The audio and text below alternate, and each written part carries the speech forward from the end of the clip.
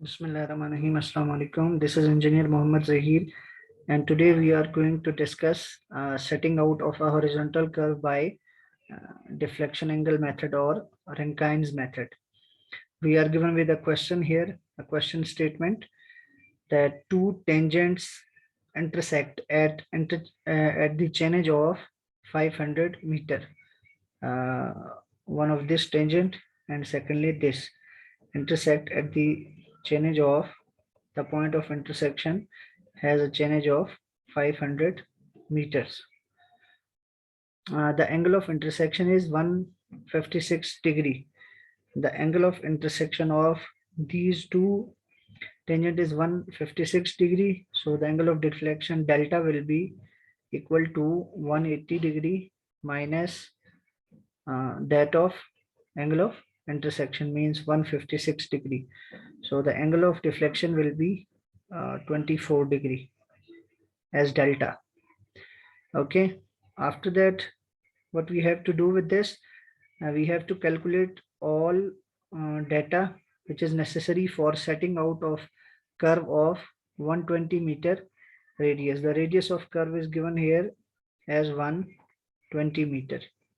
Sure, by deflection angle or Rankine's method. Taking the peg interval of 6 meter, we have to prepare a setting out table for this. तो इसके लिए जैसे मैंने पहले भी आपको बताया है कि जब हमने सेटिंग आउट डाटा जो है वो कैलकुलेट करना होता है तो बाय प्रोसीजर हमने सबसे पहले डाटा में भी आप देख सकते हैं कि यहाँ पे हमें इस पॉइंट की चेनेज गिवन है, ठीक है। तो प्रैक्टिकल प्रोसीजर के अकॉर्डिंगली हम क्या करेंगे कि पॉइंट ऑफ कर्वेचर है, ठीक है, इस पॉइंट की हमें चेनेज चाहिए। तो इसकी चेनेज कैलकुलेट करने के लिए हमें पहले टी मालूम होना चाहिए ताकि इस चेनेज से हम टी को माइनस करें और इस पॉइंट की चेनेज हमारे पास आ जाए। फिर उसके बाद हम क्या करेंगे, लेंथ ऑफ कर्व जो है वो ऐड करेंगे। तो ये जो हमारे पास टेंजेंट पॉइंट है सेकंड, ठीक है, इसकी चेनेज आ जाएगी। क्लियर। उसके बाद चूंकि हमने डिफ्लेक्शन एंगल मेथड से क्या करना है, सेटिंग आउट टेबल जो है वो बनाना है। तो हम क्या करेंगे कि इस कर्व को जो है वो इनिशियल, फाइनल सब कॉर्ड और इंटरमीडिएट यानी कि सब कॉर्ड्स में हम इसको छोटे छोटे सेगमेंट्स में हम इसको डिवाइड करेंगे, ठीक है। और इस इनिशियल पॉइंट से हम इन सेगमेंट्स की तरफ इस तरह रे ड्रॉ करके ये हम डिफ्लेक्शन एंगल्स कैलकुलेट करेंगे बेसिकली। तो चूंकि हम इन डिफ्लेक्शन एंगल्स की मदद से इस कर्व को सेट करते हैं तो इसलिए इस मेथड को डिफ्लेक्शन एंगल मेथड कहा जाता है। तो सबसे पहले हम कैलकुलेट करेंगे टेंजेंट लेंथ ताकि हम 500 से इसको माइनस करें तो पॉइंट ऑफ कर्वेचर की हमारे पास चेनेज आ जाए। तो टेंजेंट लेंथ का हमारे पास फार्मूला होता है r tan डेल्टा बाय 2, ठीक है। तो इसके अकॉर्डिंगली अगर आप देखें तो रेडियस जो है हमारे पास ये 120 मीटर है इसका, ठीक है। तो इसके अकॉर्डिंगली हमारे पास जो है 120 इंटू tan ऑफ 12 डिग्री, ठीक है। क्योंकि डेल्टा जो है हमारे पास ये 24 आया है तो डेल्टा बाय 2 ये जो है हमारे पास ये 12 डिग्री होगा, ठीक है। तो इस तरह हमारे पास जो टेंजेंट लेंथ है ये हमारे पास आ गई है t is equal to 25.5 metre, ठीक है। अच्छा, उसके बाद सेकेंडली हम क्या करेंगे, बाय प्रोसीजर जैसे मैंने आपको बताया कि इसके बाद हम लेंथ ऑफ कर्व ऐड करेंगे तो हम सेकंड पॉइंट की चेनेज फाइंड कर सकते हैं, ठीक है। तो length of curve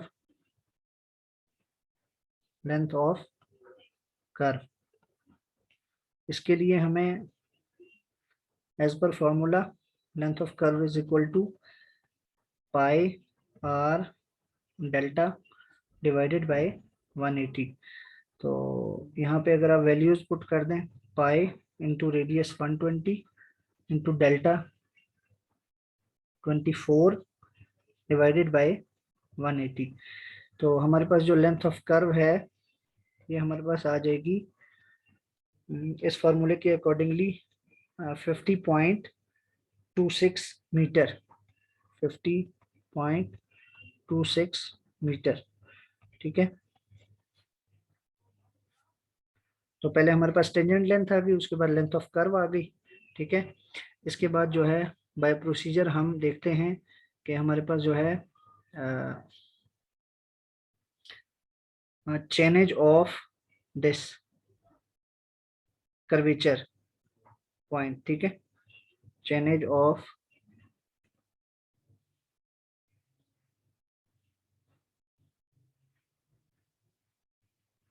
point of curvature, point of curvature यानी कि यहाँ से कर्वेचर स्टार्ट हो रहा है। ठीक है, तो इस पॉइंट की चेनेज हमारे पास किस तरह आएगी, अगर इसको मैं कहूँ chainage of point of curvature. ठीक है, P C, chainage of point of curvature. तो ये मेरे पास होगी chainage of point of intersection, इसमें से माइनस कर देंगे टेंजेंट लेंथ को, तो ये आ गया हमारे पास 500। इसमें से माइनस कर देंगे हम टेंजेंट लेंथ हमारे पास है 25.5 मीटर। ठीक है, 25.5 मीटर। तो इस तरह जो चेनेज आएगी पॉइंट ऑफ कर्वेचर की, ये हमारे पास आ जाएगी 474.5 474.5 मीटर्स। ठीक है, अच्छा इसके बाद हम देखते हैं कि हमारे पास जो है नेक्स्ट पॉइंट की चेनेज क्या होगी। यानी इस पॉइंट की चेनेज तो हमारे पास आ गई, अब यहाँ से हम लेंथ ऑफ कर्व इसमें ऐड करेंगे तो नेक्स्ट पॉइंट की हमारे पास चेनेज आएगी। ठीक है, उसके लिए हम देखते हैं कि चेनेज ऑफ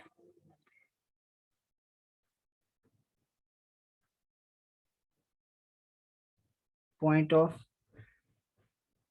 टेंजेंसी, ये पॉइंट ऑफ टेंजेंट। ठीक है, तो इसकी चेनेज हमारे पास क्या आएगी, chainage of point of tangency.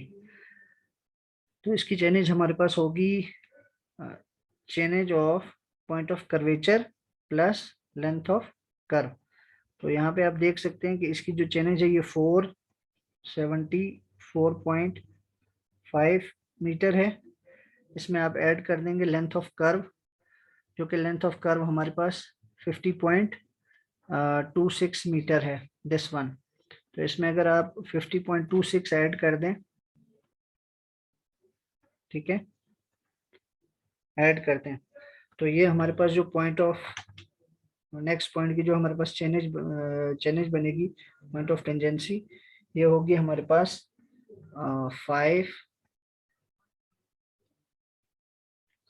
524.76 metres. ठीक है, अच्छा अब इसके बाद हम क्या करेंगे कि हमारे पास जो है कुछ इतना डाटा आ गया है कि अब हम सेटिंग आउट के लिए जो डिफ्लेक्शन एंगल है उसको हम देख सकते हैं। Let me adjust this here.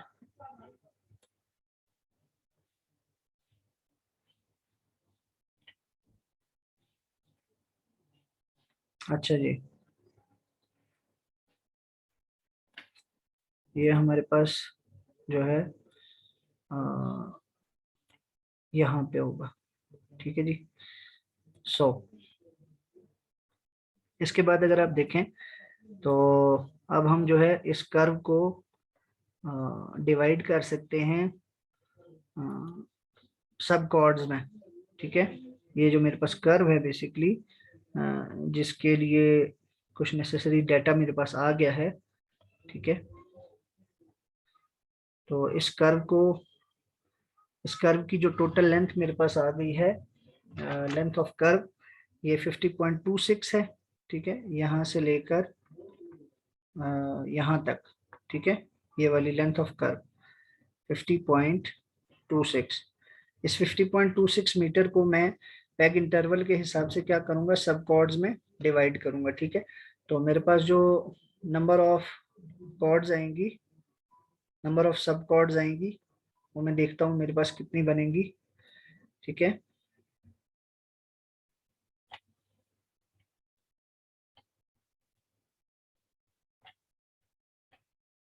तो यहाँ पे मैं लिखूंगा नंबर ऑफ सब कॉर्ड्स।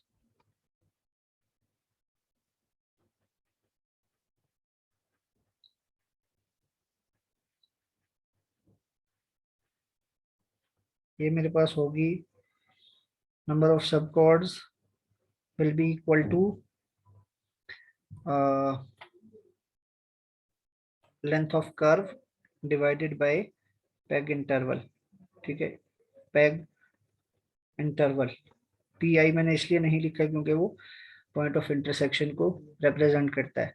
तो हमारे पास जो लेंथ ऑफ कर्व आई है दैट वाज 50.26 मीटर्स। इसको आप डिवाइड कर दें 6 मीटर पे। ठीक है, तो मेरे पास जो नंबर ऑफ सब कॉर्ड्स आएंगे वो मेरे पास आ जाएंगे 50.26 divided by 6 metre, 8.376 number of sub chords. तो यहाँ से मेरे पास जो फुल सब कॉर्ड्स आएंगे उसको मैं पहले देखता हूँ, और जो बाकी लेंथ है उसको मैं इनिशियल और फाइनल सब कॉर्ड में डिवाइड कर सकता हूँ। तो यहाँ से नंबर ऑफ फुल सब कॉर्ड्स कितनी होंगी, क्योंकि मेरे पास नंबर ऑफ फुल सब कॉर्ड जो है मेरे पास 8 होंगी। ठीक है, और इससे मेरी कितनी लेंथ कवर होगी, नंबर ऑफ फुल सब कॉर्ड से 8 मल्टीप्लाई बाय 6, तो ये मेरे पास 48 मीटर की लेंथ कवर होगी आउट ऑफ 50.26। तो जो मेरे पास रिमेनिंग लेंथ है, लेंथ ऑफ कर्व में से जो रिमेनिंग लेंथ है वो मेरे पास कितनी होगी, that will be 50.26 minus 48, this will be 2.26 metres. ठीक है, तो ये रिमेनिंग लेंथ है। तो इस तरह मेरे पास जो इनिशियल सब कॉर्ड बनेगा, इनिशियल सब cord and final sub cord. ठीक है, फाइनल सब कॉर्ड, ये इसको मैं इक्वली डिवाइड कर देता हूँ स्टार्ट और एंड के ऊपर। तो 2.26 क्योंकि दो सब कॉर्ड्स हैं डिवाइडेड बाय 2, तो इनिशियल और फाइनल सब कॉर्ड जो है मेरे पास 1.13 मीटर के बनेंगे। ठीक है, अच्छा, तो यहाँ से मेरे पास जो इस वक्त नेसेसरी डाटा है वो मेरे पास आ गया इनिशियल सब कॉर्ड, इंटरमीडिएट सब कॉर्ड और फाइनल सब कॉर्ड। तो यहाँ से मेरे पास जो इनिशियल सब कॉर्ड है दैट इज 1.13 मीटर। ठीक है, इसी तरह मेरे पास जो इंटरमीडिएट सब कॉर्ड है, ठीक है, दैट विल बी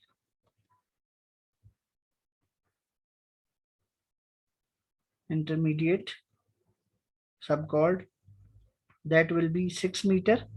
ठीक है, एंड फाइनल सब कॉर्ड जो है again as that of initial subchord, this will be also 1.13 metre.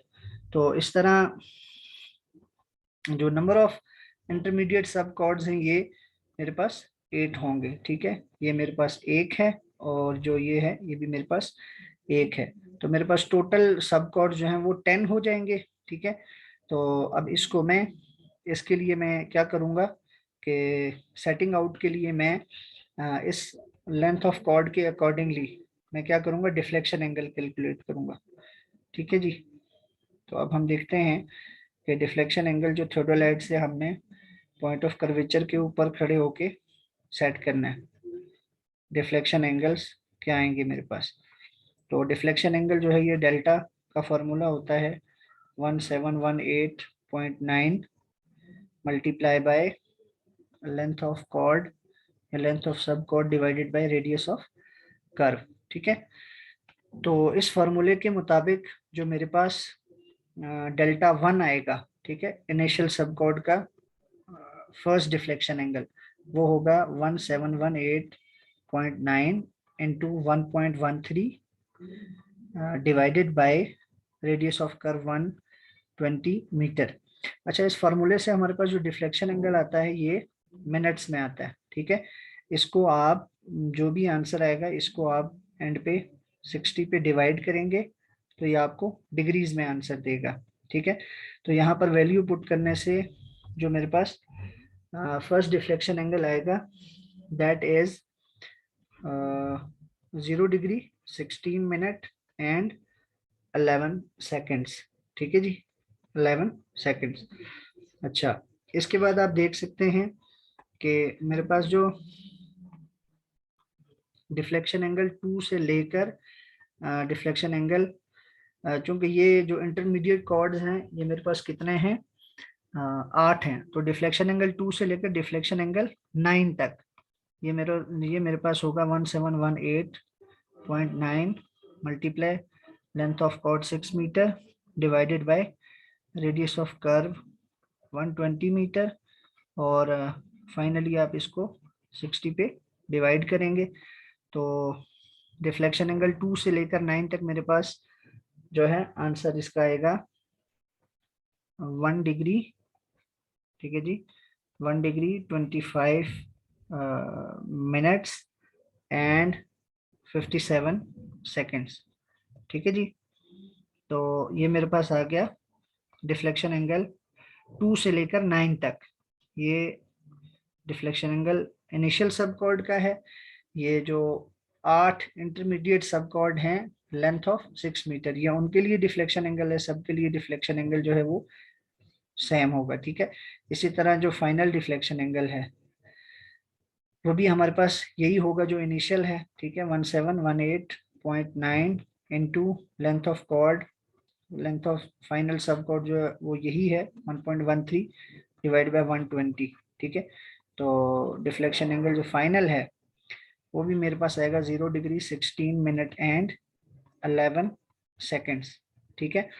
तो अब ये जो अवेलेबल डाटा है मेरे पास, ठीक है, ये मेरे पास फर्स्ट डिफ्लेक्शन एंगल है, इंटरमीडिएट डिफ्लेक्शन एंगल है, और फाइनल सब कॉर्ड के लिए डिफ्लेक्शन एंगल है। उसके अलावा मेरे पास क्या मौजूद है, मेरे पास जो है वो लेंथ ऑफ सब कॉर्ड्स मौजूद है 1.13, ये एक है। इसी तरह जो 6 मीटर है ये 8 हैं और ये भी एक है, ठीक है।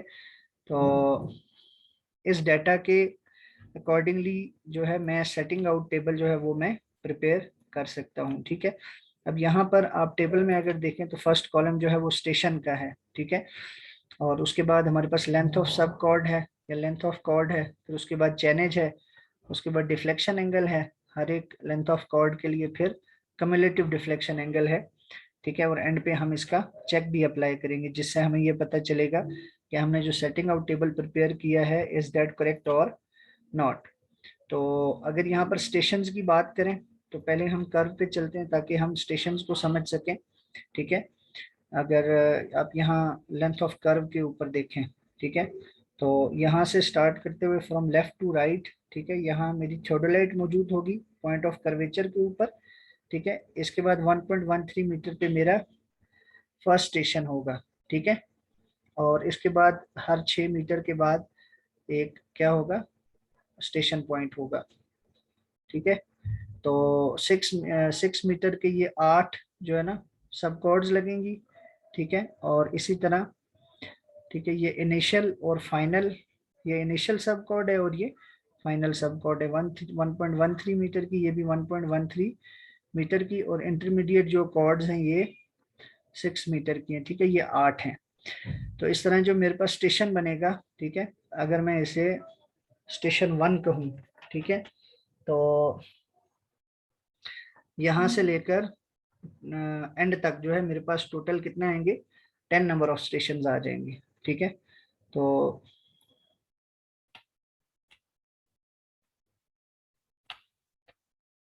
ठीक है जी, स्टेशन 1 है मेरे पास, और स्टेशन 1 पे जो मेरे पास एक लाइन छोड़ के इसको मैं जो है स्टार्ट करूंगा, क्योंकि यहाँ पे जो मेरे पास जहाँ से कर्व स्टार्ट हो रही है पॉइंट ऑफ कर्वेचर है, ठीक है। इसके ऊपर लेंथ ऑफ कॉर्ड नहीं है, इसकी जो चैनेज है ये हमारे पास आई थी 474.5 मीटर, 474.5 मीटर।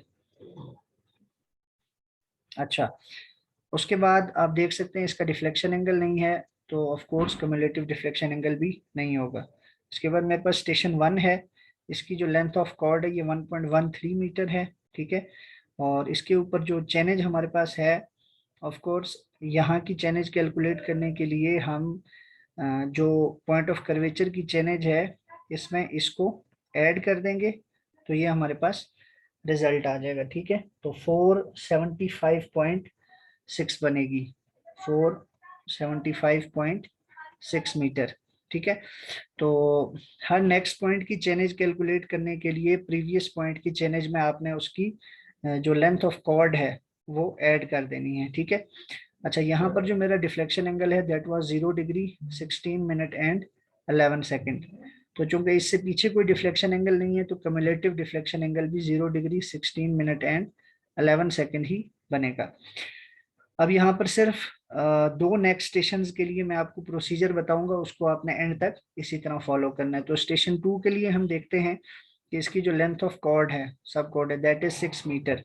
तो इस पॉइंट की चेनेज के लिए आप इससे प्रीवियस पॉइंट की जो चेनेज है उसमें इसी लेंथ ऑफ सब कॉर्ड को ऐड करेंगे, तो इस पॉइंट की आपके पास चेनेज आ जाएगी विच इज 481.6, 481.6 मीटर। और चूंकि मीटर यूनिट यहाँ पर मेंशन है तो इसको यहाँ से मैं इरेज कर रहा हूँ। तो इसके लिए जो डिफ्लेक्शन एंगल हमने कैलकुलेट किया था दैट वाज 1 डिग्री, ठीक है, 25 मिनट एंड 57 सेकेंड्स, ठीक है। तो कम्युलेटिव एंगल कैसे आएगा हमारे पास? कम्युलेटिव डिफ्लेक्शन एंगल जो हमने थ्योडोलाइट के ऊपर एक्चुअली सेट करना है इस पॉइंट को लोकेट करने के लिए कर्व के ऊपर, इससे प्रीवियस पॉइंट का जो डिफ्लेक्शन एंगल है उसमें आपने इस एंगल को, इसके डिफ्लेक्शन एंगल को ऐड करना है, तो ये आपके पास यहाँ पर आ जाएगा 1 degree 42 minute and it's 8 seconds, ठीक है। इसी प्रोसीजर को मैं पॉइंट नंबर 3 के लिए भी रिपीट करता हूँ। यहाँ पर जो लेंथ ऑफ सब कॉर्ड है दैट इज 6 मीटर, इसमें आप अगेन इसको ऐड करेंगे, इस लेंथ में आप इसको ऐड करेंगे, तो ये आपके पास नेक्स्ट इसी पॉइंट की जो है वो चेनेज आएगी 487.6, ठीक है, 487.6 मीटर। और अगेन इसके लिए चूंकि लेंथ ऑफ कॉर्ड सेम है तो जो डिफ्लेक्शन एंगल है 1 डिग्री 25 मिनट 57 सेकेंड ये सेम होगा। लेकिन इसके लिए जो कम्युलेटिव एंगल है ये इस 1 डिग्री 42 मिनट 8 सेकेंड में आप ये ऐड करेंगे वैल्यू 125.57, तो आपके पास जो है इस स्टेशन के लिए डिफ्लेक्शन एंगल आ जाएगा 3 डिग्री 8 मिनट एंड 5 सेकेंड्स, ठीक है। तो इसी तरह आपने नेक्स्ट सारे पॉइंट्स के लिए जो है इसी प्रोसीजर को फॉलो करना है, ठीक है जी। तो बिल्कुल इसी तरह से पॉइंट 10 तक जो है वो आप सक्सेसिवली जो है वो सब कॉर्ड्स की लेंथ मेंशन करते हुए चेनेज को कम्युलेटिवली ऐड करते हुए और यहाँ पर डिफ्लेक्शन एंगल जो सब कॉर्ड के लिए उसको मेंशन करके आप कम्युलेटिव एंगल्स यहाँ मेंशन करते जाएंगे। और फाइनली अगर आप देखें तो इस पॉइंट का जो कम्युलेटिव डिफ्लेक्शन एंगल है that will B 12 degree 0 minute and 00 second.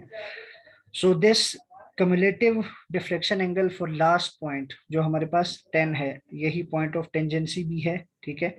और इस पॉइंट ऑफ टेंजेंसी की आप देख सकते हैं जो टोटल हमारे पास यहाँ तक की जो चेनेज है 524.76 है, जिसको आप जब हम कैलकुलेट कर रहे थे, ठीक है, तो हमने इस पॉइंट के लिए जो चेनेज कैलकुलेट की थी दैट वाज आल्सो 524.76, ठीक है। अच्छा, यहाँ पे आप जो सेकेंडली एक और चेक अप्लाई करेंगे दैट विल बी के this cumulative deflection angle to last point will be equal to delta by 2, ठीक है।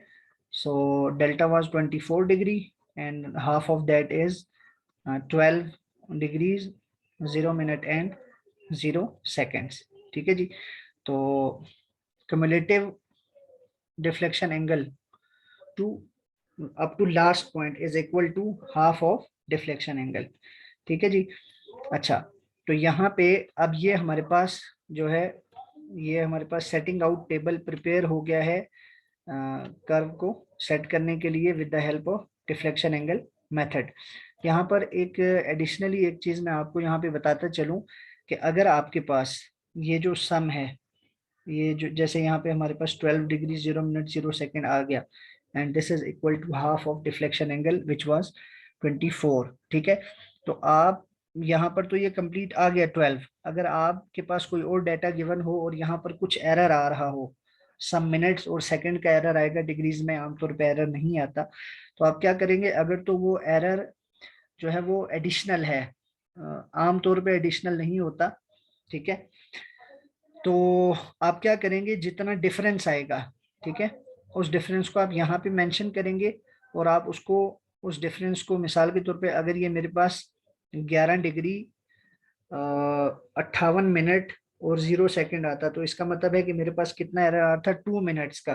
ठीक है, तो उस 2 मिनट के एरर को मैं क्या करूंगा, यहाँ पर मेंशन करूंगा कि ये मेरे पास एरर है 2 मिनट एंड 0 सेकंड का, 0 डिग्री 2 मिनट 0 सेकंड। तो इसको मैं क्या करूंगा कि जितने मेरे पास नंबर ऑफ सब कोड्स हैं, 1 2 3 4 5 6 7 8 9 10, तो इस एरर को मैं क्या करूंगा, नंबर ऑफ सब कोड्स पे डिवाइड कर दूंगा 10 पे।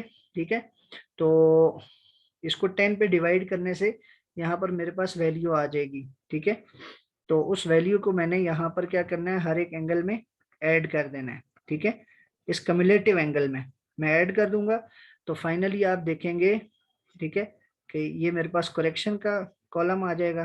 ठीक है, और इस करेक्शन के कॉलम के बाद यहाँ पे आप दोबारा से क्या करेंगे, डिफ्लेक्शन एंगल कैलकुलेट करेंगे। कम्युलेट तो वो हुआ है ऑलरेडी, तो ये डिफ्लेक्शन एंगल जब आप कैलकुलेट करेंगे तो वो उस करेक्शन को जब आप ऐड करेंगे, तो फाइनली यहाँ पर आपके पास जो है वो जो एंगल की वैल्यू आएगी, that will be half of deflection angle. Okay ji, channel को सब्सक्राइब करें, वीडियो को लाइक करें, शेयर करें। नेक्स्ट लेक्चर में मिलेंगे। Thank you very much. अल्लाह हाफिज।